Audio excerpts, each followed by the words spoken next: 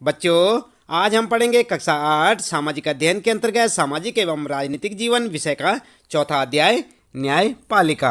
और हम आपको बता रहे हैं इस पाठ से संबंधित प्रश्नों के उत्तर अभ्यास प्रश्नोत्तर में। ध्यान दें बच्चों, सबसे पहले जैसे कि हम सभी पाठों के प्रश्नोत्तर बताते समय सबसे पहले आपको बताते हैं पाठ के अंतर्गत पूछे गए प्रश्न और उनके उत्तर, यानी कि जो पाठ के बीच बीच में कुछ प्रश्न पूछे होते हैं सबसे पहले हम उनके उत्तर आपको बताते हैं और उसके बाद पाठ के अंत में पूछे गए प्रश्नों के उत्तर। तो चलिए सबसे पहले जान लेते हैं पाठ के बीच में पूछे गए प्रश्न और उनके उत्तर। तो पहला प्रश्न है बच्चों, क्या आपको ऐसा लगता है कि इस तरह की न्यायिक व्यवस्था में एक आम नागरिक भी किसी नेता के खिलाफ मुकदमा जीत सकता है? अगर नहीं तो क्यों? और ये प्रश्न आपको देखने को मिलेगा बच्चों 56 नंबर पेज पर। आप अपनी पाठ्य पुस्तक के 56 नंबर पेज देखें, यहाँ पर आपको इस प्रकार का एक प्रश्न देखने को मिलेगा। तो इस प्रश्न का उत्तर क्या लिखेंगे बच्चों? इसका उत्तर लिखेंगे आप, इस तरह की न्यायिक व्यवस्था जहाँ किसी न्यायाधीश को उसके पद से हटा सकते हैं या उसका तबादला कर सकते हैं, वहाँ एक आम आदमी किसी नेता के खिलाफ मुकदमा नहीं जीत सकता है, क्योंकि इस स्थिति में न्यायाधीश स्वतंत्र रूप से फैसला नहीं ले सकते हैं और वह हमेशा नेता के पक्ष में ही फैसला सुनाएगा। तो आई ना बात समझ में आपके? आप किस प्रकार से उत्तर लिखेंगे? ये आपका पहला प्रश्न था बच्चों, और इसका उत्तर आप ठीक इसी प्रकार से लिखें, इसे याद भी करें। दूसरे प्रश्न की बात करते हैं। यहाँ पर पूछा है 2 वजह बताइए, और कौन सी 2? कि लोकतंत्र के लिए स्वतंत्र न्यायपालिका अनिवार्य क्यों होती है। इस बारे में आपको 2 वजह बतानी है और ये आपका प्रश्न मिलेगा आपको 57 नंबर पेज पर। आप अपनी पाठ्य पुस्तक के 57 नंबर पेज देखें बच्चों। 57 नंबर पेज पर आपको इस प्रकार का एक प्रश्न देखने को मिलेगा। उत्तर में आप लिखें, लोकतंत्र के लिए स्वतंत्र न्यायपालिका अनिवार्य। और यहाँ पर क्या करेंगे आप? इसे हेडिंग बनाएंगे आप, और हेडिंग बना के यहाँ पर आप लिखेंगे पॉइंट में। तो नंबर 1 लिखेंगे आप, 2 वजह बतानी है आपने। नंबर 1 वजह ये है, न्यायपालिका की स्वतंत्रता अदालतों को भारी ताकत देती है, क्योंकि स्वतंत्र न्यायपालिका ही विधायिका और कार्यपालिका द्वारा शक्तियों के दुरुपयोग को रोक सकती है। ठीक है। दूसरा पॉइंट लिखेंगे आप, स्वतंत्र न्यायपालिका ही नागरिकों के मौलिक अधिकारों की रक्षा कर सकती है। यदि न्यायपालिका स्वतंत्र नहीं होगी तो नागरिकों के मौलिक अधिकारों का हनन होगा। तो ठीक इसी प्रकार से आप अपना उत्तर लिखें और इसे अच्छे से याद करें बच्चों। बात करते हैं यहाँ पर तीसरा प्रश्न आता है बच्चों, और तीसरे प्रश्न में पूछा गया है, उपरोक्त मामले को पढ़ने के बाद 2 वाक्यों में लिखिए कि अपील की व्यवस्था के बारे में आप क्या समझते हैं। ये प्रश्न आपको देखने को मिलेगा 59 नंबर पेज पर। 59 नंबर पेज देखें आप अपनी पाठ्य पुस्तक के, और यहाँ पर बच्चों उत्तर आप इस प्रकार से दे सकते हैं। उत्तर में लिखेंगे, अपील व्यवस्था से मतलब है कि अगर किसी व्यक्ति को लगता है कि निचली अदालत का फैसला सही नहीं है तो वह उससे ऊपर की अदालत में उस फैसले के लिए या उस फैसले के विरुद्ध अपील कर सकता है। आई बात समझ में? यदि किसी व्यक्ति को लगता है कि निचली अदालत यानी जो छोटी अदालत होती है अपने पास की, उसका फैसला यदि उसको उचित नहीं लगता, सही नहीं लगता, तो वह उससे ऊपर की अदालत यानी बड़ी अदालत में इसके लिए अपील कर सकता है। आई बात समझ में? तो इस प्रकार से आप अपने इस तीसरे प्रश्न का उत्तर लिख सकते हैं और साथ साथ समझे भी बच्चों कि यहाँ पर क्या कुछ आपको बताया जा रहा है। आप ध्यान दें बच्चों, यहाँ पर जो है अब शुरू हो जाते हैं तालिका अध्ययन से संबंधित प्रश्न। और चलिए जान लेते हैं। सबसे पहला प्रश्न आपका क्या है बच्चों? पहला प्रश्न ये है, अपनी शिक्षिका की सहायता से इस तालिका में दिए गए खाली स्थानों को भरिए। और आपको तालिका दिख रही है ना, आप अपनी पाठ्य पुस्तक में देख सकते हैं। इस प्रकार का एक आपको जो है टेबल दिखाई देगी इस प्रकार की, और इस टेबल में यहाँ पर जो है रिक्त स्थान दे रखे हैं, ये आपको जो है भरने हैं। और यहाँ पर जो है सबसे पहले लिखा है विवाद का किस्म या विवाद की किस्म, और यहाँ पर उदाहरण लिखा है। इसी प्रकार से आपको जो है प्रश्न में एक टेबल देखने को मिलेगी, एक तालिका। और उत्तर में क्या करेंगे आप? उत्तर में आप लिखेंगे, उत्तर में करेंगे उदाहरण के लिए, जैसे कि यहाँ पर नंबर 1, नंबर 2, नंबर 3 दे रखे हैं, तो ये कहाँ पर लिखने हैं आपको? यहाँ पर उत्तर में उदाहरण में नंबर 1 यहाँ पर लिखेंगे, नंबर 2, नंबर 3 और नंबर 4। ध्यान रहे आपको 1, 2, 3, 4 में यहाँ पर जो उत्तर देना है। और पहले में क्या लिखना है आपने?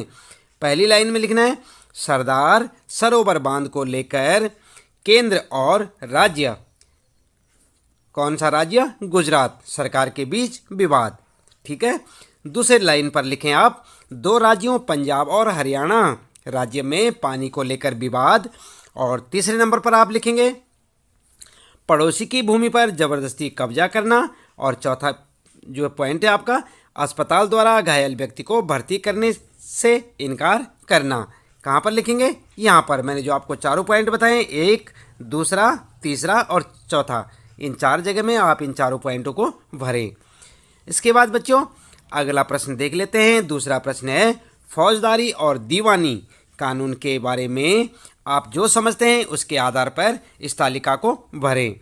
और कौन सी तालिका? आप देख सकते हैं। सबसे पहले आप ये जानें कि कौन से नंबर पेज पर है? 60 नंबर पेज पर आपको इस प्रकार का एक प्रश्न देखने को मिलेगा बच्चों। इस प्रश्न का उत्तर आप जो है लिखेंगे। सबसे पहले आप एक टेबल यहाँ पर जो है देख सकते हैं। प्रश्न के साथ साथ आपको एक टेबल देखने को मिलेगी।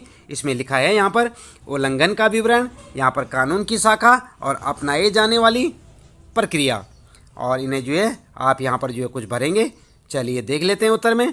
उत्तर में आप क्या करेंगे? उत्तर में आप ठीक उसी प्रकार से एक टेबल बनाएंगे बच्चों।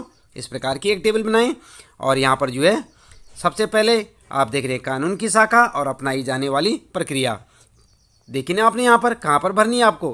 कानून की शाखा और अपनाई जाने वाली प्रक्रिया, इतने में आपको उत्तर लिखना है। तो ठीक इसी प्रकार की एक टेबल आप यहाँ पर बना सकते हैं और उसमें भी आप वही लिखेंगे, कानून की शाखा और अपनाई जाने वाली प्रक्रिया। कानून की शाखा वाले जो है कॉलम में आप क्या लिखेंगे? यहाँ पर लिखेंगे नंबर फर्स्ट और सेकेंड। सबसे पहले लिखेंगे फौजदारी कानून और नीचे लिखेंगे दीवानी कानून। आई बात समझ में? फौजदारी कानून और दीवानी कानून। सबसे ऊपर जो है फौजदारी कानून के अंतर्गत आप ये दो बातें लिखेंगे, FIR दर्ज कराई जाती है, पुलिस जांच करती है और अदालत में केस फाइल करती है। तो यहाँ पर जो है फर्स्ट में लिखेंगे FIR दर्ज कराई जाती है। सेकेंड, यहाँ पर जो आप सेकेंड लिखें, सेकेंड में लिखते हैं पुलिस जांच करती है और अदालत में केस फाइल करती है। इसके बाद बच्चों जो दूसरे नंबर पर है यहाँ पर जो है दीवानी वाले में फर्स्ट और सेकेंड आप क्या लिखेंगे? फर्स्ट में लिखेंगे प्रभावित पक्ष की ओर से न्यायालय में एक याचिका दायर की जाती है और सेकेंड में लिखेंगे अदालत राहत की व्यवस्था करती है। तो समझ गए ना आप? यहाँ पर जो है ये दो फर्स्ट सेकेंड फौजदारी के लिए लिखेंगे और दीवानी के लिए ये दोनों आप लिखें। इस प्रकार से एक टेबल बनाएं बच्चों। दिख रही ना आपको टेबल? और इस प्रकार से आप अपना उत्तर दे सकते हैं। ध्यान रहे, ये फर्स्ट है, ये सेकेंड है और ये फिर फर्स्ट है, ये सेकेंड है। ये दोनों अलग अलग पार्ट में बटी हुई है। और इसके बाद बच्चों देख लेते हैं यहाँ पर पाठ के अंत में पूछे गए प्रश्न और उनके उत्तर। तो अब हम आपको बता रहे हैं जो पाठ आपने पढ़ लिया, पाठ के लास्ट में अंत में आपको कुछ प्रश्न देखने को मिलेंगे। और सबसे पहला प्रश्न है, आप पढ़ चुके हैं कि कानून को कायम रखना और मौलिक अधिकारों को लागू करना न्यायपालिका का एक मुख्य काम होता है। आपकी राय में इस महत्वपूर्ण काम को करने के लिए न्यायपालिका का स्वतंत्र होना क्यों जरूरी है? तो आपने पाठ में पढ़ा होगा बच्चों। क्या जानते हैं आप कि न्यायपालिका का स्वतंत्र होना क्यों जरूरी है? चलिए कोई बात नहीं, उत्तर में यहाँ पर आप इस प्रकार से लिख सकते हैं। सबसे पहले आप लिखेंगे उत्तर स्वतंत्र न्यायपालिका, फिर एक हेडिंग डालेंगे बच्चों। हेडिंग डाले बिना ना लिखें आप, हेडिंग जरूर डालें। उसके बाद फर्स्ट लिखेंगे न्यायपालिका की स्वतंत्रता अदालतों को भारी ताकत देती है। इसके आधार पर वह विधायिका और कार्यपालिका द्वारा शक्तियों के दुरुपयोग को रोक सकती है। क्या आई बात समझ में? इसके बाद सेकंड लिखेंगे आप, दूसरा पॉइंट, न्यायपालिका देश के नागरिकों के मौलिक अधिकारों की रक्षा में अहम भूमिका निभाती है। ठीक है, क्लियर? तीसरे पॉइंट को लिखेंगे आप, अगर किसी नागरिक को लगता है कि उसके मौलिक अधिकारों का उल्लंघन हो रहा है वह अदालत में जा सकता है। ठीक है, तो इस प्रकार से आप 3 पॉइंट लिखें। देख रहे ना आप यहाँ पर, यह पहला प्रश्न आपका यहाँ पर पाठ के अंत में पूछे गए प्रश्न में से पहला प्रश्न का उत्तर ये आप देख सकते हैं। हेडिंग डाल के लिखेंगे स्वतंत्र न्यायपालिका और ये तीनों पॉइंट में उसका उत्तर। आइए बच्चों दूसरे प्रश्न पर चलते हैं। यहाँ पर पूछा है अध्याय 1 में मौलिक अधिकारों की सूची दी गई है, उसे फिर पढ़ें। तो आपको मौलिक अधिकारों के बारे में मालूम होगा बच्चों। मौलिक अधिकार आपने पढ़ लिए होंगे, उसे फिर पढ़ें आप एक बार। आपको ऐसा क्यों लगता है कि संवैधानिक उपचार का अधिकार न्यायिक समीक्षा के विचार से जुड़ा हुआ है? चलिए उत्तर देख लेते हैं। उत्तर में आप लिखेंगे, उत्तर लिखें संवैधानिक उपचार का अधिकार और हेडिंग डालें। फिर लिखें यदि किसी नागरिक को लगता है कि राज्य द्वारा उसके किसी मौलिक अधिकार का उल्लंघन हुआ है तो मौलिक अधिकार की प्राप्ति के लिए इस अधिकार का सहारा लेकर अदालत जा सकता है। क्लियर। और इसके बाद न्यायिक समीक्षा के बारे में आप लिखेंगे, यहाँ पर भी हेडिंग डालें। फिर लिखें यदि न्यायपालिका को लगता है कि संसद द्वारा पारित किया गया कोई कानून संविधान के अनुसार नहीं है तो वह उस कानून को रद्द कर सकती है। इसे न्यायिक समीक्षा कहा जाता है। इस प्रकार हम कह सकते हैं कि संवैधानिक उपचार का अधिकार न्यायिक समीक्षा से जुड़ा है, क्योंकि संवैधानिक उपचार के अंतर्गत न्यायालय कानून को रद्द कर सकता है। तो इस प्रकार से आप अपना उत्तर लिख सकते हैं बच्चों। ये आपका दूसरा प्रश्न है और यहाँ पर जो है 2 हेडिंग डालेंगे आप, संवैधानिक उपचार का अधिकार और न्यायिक समीक्षा, और उसके बाद उत्तर लिखते चले जाएं। बात करते हैं यहाँ पर तीसरे प्रश्न की बच्चों। नीचे तीनों स्तर के न्यायालय को दर्शाया गया है। कहाँ दर्शाया गया है आप देख सकते हैं। ये है आपका प्रश्न के अंदर एक, यहाँ पर जो है इस प्रकार से आप एक चित्र देख रहे होंगे बच्चों। यहाँ पर जो है तीनों स्तर की जो है न्यायालय को दर्शाया गया है, सर्वोच्च न्यायालय, उच्च न्यायालय और निचली अदालत। देख रहे हैं ना आप, यहाँ पर 3 है, ये 3 दिख रहे हैं आपको, 1, 2 और 3, सर्वोच्च न्यायालय, उच्च न्यायालय और निचली अदालत। तो प्रश्न क्या कहता है? प्रश्न कहता है नीचे तीनों स्तर के न्यायालय को दर्शाया गया है, प्रत्येक के सामने लिखिए कि उस न्यायालय ने सुधा गोयल के मामले में क्या फैसला दिया था। अपने जवाब को कक्षा के अन्य विद्यार्थियों द्वारा दिए गए जवाबों के साथ मिलाकर देखें। तो यहाँ पर जो है उत्तर में क्या लिखेंगे आप? उत्तर आप इस प्रकार से लिखें, तीनों अदालतों का फैसला किस प्रकार से आया था। देखें सबसे पहले सर्वोच्च न्यायालय का, फिर देखेंगे उच्च न्यायालय का, फिर निचली अदालत का। तो यहाँ पर जो है सबसे पहले आप हेडिंग में लिखेंगे सर्वोच्च न्यायालय, हेडिंग डालेंगे लक्ष्मण और उसकी मां शकुंतला को दोषी पाया और उम्र कैद की सजा सुनाई। किसने? सर्वोच्च न्यायालय ने। सुभाष चंद्र के खिलाफ पर्याप्त सबूत नहीं थे, इसलिए उसे दोष मुक्त कर दिया। आई बात समझ में? उसके बाद उच्च न्यायालय का क्या फैसला था? सुधा की मौत एक दुर्घटना थी, क्योंकि तीनों के विरुद्ध पर्याप्त सबूत नहीं थे। लक्ष्मण, शकुंतला और सुभाष चंद्र तीनों को बरी कर दिया। किसने? उच्च न्यायालय ने अपने फैसले में। बात करते हैं निचली अदालत की। तो निचली अदालत ने क्या कहा? लक्ष्मण, उसकी मां शकुंतला और सुधा के जेठ सुभाष को दोषी करार दिया और तीनों को मौत की सजा सुनाई। ठीक है, तो इस प्रकार से आप अपना उत्तर लिख सकते हैं इस प्रश्न का। यहाँ पर आप देख सकते हैं ये तीसरा प्रश्न है और तीनों अदालतों के फैसले के बारे में यहाँ पर बताया गया है। सर्वोच्च न्यायालय, उच्च न्यायालय और निचली अदालत ने क्या क्या फैसला सुनाया था। आगे बच्चों चौथा प्रश्न है, सुधा गोयल मामले को ध्यान में रखते हुए नीचे दिए गए बयानों को पढ़िए। जो वक्तव्य सही है उन पर सही का निशान लगाइए और जो गलत हैं उनको ठीक कीजिए। तो अभी आपने सुधा गोयल का मामला पढ़ा था इससे पहले प्रश्न में, तीसरे प्रश्न में। तो यहाँ पर जो है आपको कुछ यहाँ पर देखें, कैवाले में आरोपी इस मामले को उच्च न्यायालय लेकर गए क्योंकि वे निचली अदालत के फैसले से सहमत नहीं थे। क्या ये सही है या गलत है? और दूसरा देखेंगे आप यहाँ पर, खैवाले में वे सर्वोच्च न्यायालय के फैसले के खिलाफ उच्च न्यायालय में चले गए और गए लिखा है अगर आरोपी सर्वोच्च न्यायालय के फैसले से संतुष्ट नहीं है तो दोबारा निचली अदालत में जा सकते हैं। तो यहाँ पर जो है उत्तर में आप लिखेंगे कै वाला ऑप्शन सही है। खै वाले में आप देख सकते हैं यहाँ पर उत्तर लिखेंगे गलत, क्योंकि निचली अदालत के फैसले के खिलाफ उच्च न्यायालय में चले गए। और गए वाले में लिखें आप गलत, सर्वोच्च न्यायालय देश की सबसे ऊपरी अदालत है, इसके फैसले के खिलाफ निचली अदालत में नहीं जा सकते। ठीक है, तो इस प्रकार से आप अपना उत्तर लिख सकते हैं। यहाँ से देख रहे हैं ना आप, इस प्रकार से आप अपना उत्तर दे सकते हैं। इसके बाद बच्चों पांचवा प्रश्न है, आपको ऐसा क्यों लगता है कि 1980 के दशक में शुरू की गई जनहित याचिका की व्यवस्था सबको इंसाफ दिलाने के लिहाज से एक महत्वपूर्ण कदम थी। तो यहाँ पर आप लिखेंगे सबसे पहले आपको जानना होगा कि जनहित याचिका के बारे में पॉइंट में लिखें, इसके द्वारा सर्वोच्च न्यायालय ने न्याय तक ज़्यादा से ज़्यादा लोगों की पहुंच स्थापित करने का प्रयास किया।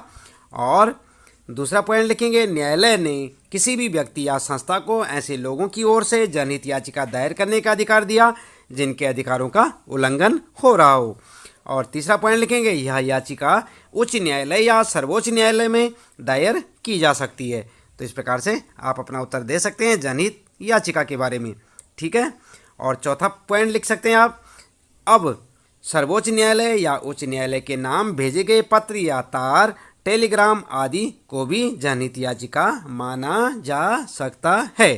तो इस प्रकार से ठीक है बच्चों, आप अपना उत्तर लिख सकते हैं। ये 5वां प्रश्न है और जो है यहाँ पर इसका उत्तर आप पॉइंटों में इस प्रकार से लिखें।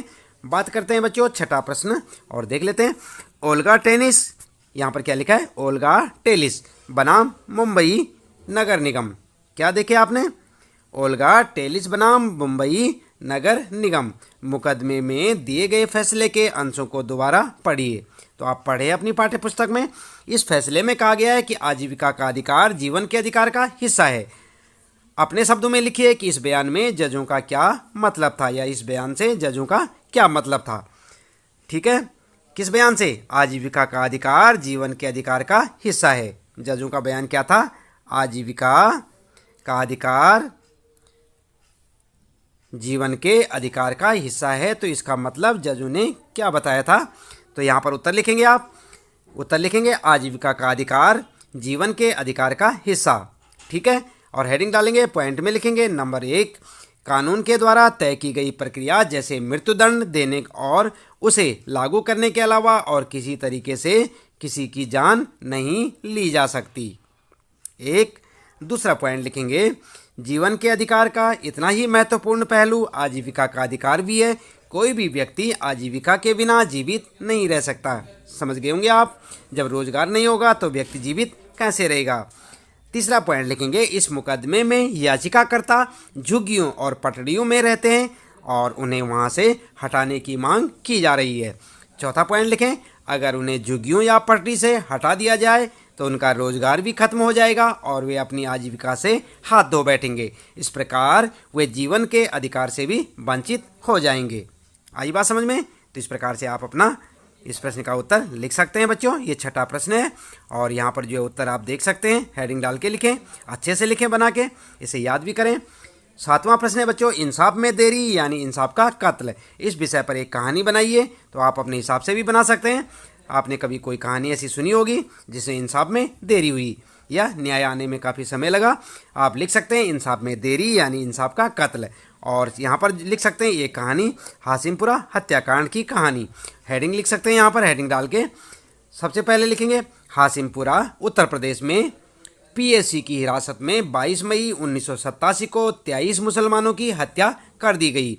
उनके परिवार पिछले 20 साल से न्याय के लिए संघर्ष कर रहे हैं। इस हत्याकांड में मुकदमा शुरू होने में जो इतना विलंब हुआ, इसके कारण सितंबर 2002 में सर्वोच्च न्यायालय ने यह मामला उत्तर प्रदेश से दिल्ली स्थानांतरित कर दिया।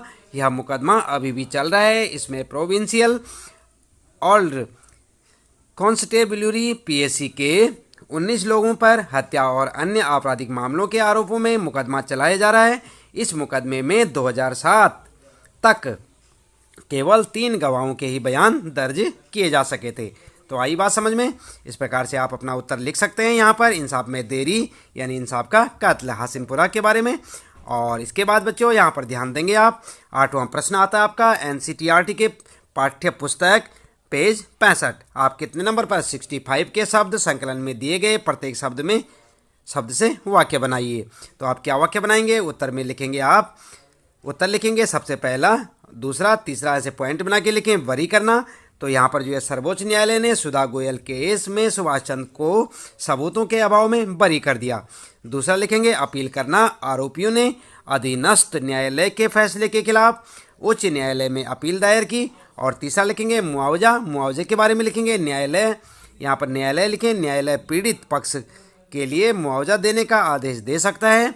और अगला लिखेंगे चौथा पॉइंट, बेदखली, रेलवे स्टेशन के पास झुग्गियों में रहने वालों को अदालत ने वहां से बेदखल कर दिया। 5वां पॉइंट लिखें, उल्लंघन, यदि किसी नागरिक को लगता है कि किसी व्यक्ति या राज्य द्वारा उसके मौलिक अधिकार का उल्लंघन हुआ है तो वह अदालत में जा सकता है। तो इस प्रकार से आप देख सकते हैं बच्चों, ये आप जो है अपने 8वें प्रश्न का उत्तर लिख सकते हैं। पेज नंबर 65 पर भी आप देख सकते हैं शब्द संकलन को। इसके बाद यहाँ पर बात करते हैं बच्चों, 9वां प्रश्न शुरू होता है। यह पोस्टर भोजन अधिकार अभियान द्वारा बनाया गया है। किसके द्वारा? भोजन अधिकार अभियान। ध्यान दें। और ये पोस्टर आप देख सकते हैं अपनी पाठ्य पुस्तक में, देख सकते हैं पूरा पोस्टर। उच्चतम न्यायालय का फैसला, भूख से मौत, जिम्मेदार कौन, कोई एहसास एहसान नहीं हक है अपना। और देख रहे हैं ना, ये पोस्टर बना हुआ है, इसका पेट सिकुड़ा हुआ है, यहाँ इसको जो खाना नहीं मिल रहा है। और इस प्रकार का पोस्टर आप अपनी पाठ्य पुस्तक में देख सकते हैं। इस पेज पर जाएं आप, सरकार का कर्तव्य, ये सब जानकारियाँ आप यहाँ पर जो है देख सकते हैं, इन्हें पढ़ें। और इसके बाद बच्चों यहाँ पर जो है लिखा है, इस पोस्टर को पढ़कर भोजन के अधिकार के बारे में सरकार के दायित्वों की सूची बनाइए। इस पोस्टर में कहा गया है कि भूखे पेट भरे गोदाम नहीं चलेगा, नहीं चलेगा। क्या समझे आप? इस पोस्टर में क्या लिखा है? पोस्टर में कहा गया है कि भूखे पेट भरे गोदाम, क्या देखा आपने? भूखे पेट भरे गोदाम नहीं चलेगा, नहीं चलेगा। इस वक्तव्य को पाठ्य पुस्तक पृष्ठ संख्या 61 पर भोजन के अधिकार के बारे में दिए गए चित्र निबंध से मिलाकर देखिए। यहाँ पर बच्चों आपने पढ़ा तो आप उत्तर में आगे लिख सकते हैं। उत्तर में लिखेंगे सरकार के दायित्व और पॉइंट बना के लिखें। नंबर 1, प्रत्येक नागरिक को भोजन उपलब्ध कराना सरकार का दायित्व है ना। दूसरा लिखेंगे यह सुनिश्चित करना कि किसी भी व्यक्ति को भूखा न सोना पड़े। इसके बाद लिखें तीसरा पॉइंट, भूख की मार सबसे ज़्यादा झेलने वालों जैसे बेसहारा, बुजुर्ग, विकलांग, विधवा आदि पर सरकार को विशेष ध्यान देना चाहिए। चौथा पॉइंट लिखेंगे सरकार द्वारा यह भी सुनिश्चित किया जाना चाहिए कि कुपोषण एवं भूख से किसी की मृत्यु ना हो। ठीक है। इसके बाद बच्चों आगे लिखेंगे आप, यहाँ पर जो है इसे समाप्त करने के बाद दूसरा पॉइंट लिखेंगे, मेन पॉइंट लिखेंगे उड़ीसा। यहाँ पर देख सकते हैं आप, राजस्थान और उड़ीसा में सूखे की वजह से लाखों लोगों के सामने भोजन का भारी अभाव पैदा हो गया था, जबकि सरकारी गोदाम अनाज से भरे पड़े थे। इस स्थिति को देखते हुए people's union for civil literacy UPCL नामक संगठन ने सर्वोच्च न्यायालय में जनहित याचिका दायर की। याचिका में कहा गया कि संविधान के अनुच्छेद 21 में दिए गए जीवन के मौलिक अधिकारों में भोजन का अधिकार भी शामिल है। राज्य की इस दलील को भी गलत साबित कर दिया गया कि उसके पास संसाधन नहीं है, क्योंकि सरकारी गोदाम अनाज से भरे हुए थे। सर्वोच्च न्यायालय ने सरकार को आदेश दिया कि नए रोजगार पैदा करे, राशन की सरकारी दुकानों के माध्यम से सस्ती दर पर अनाज उपलब्ध कराए और बच्चों को स्कूल में दोपहर का भोजन उपलब्ध कराए। तो इस प्रकार से आप अपना यहाँ पर जो है लिख सकते हैं इस प्रश्न में।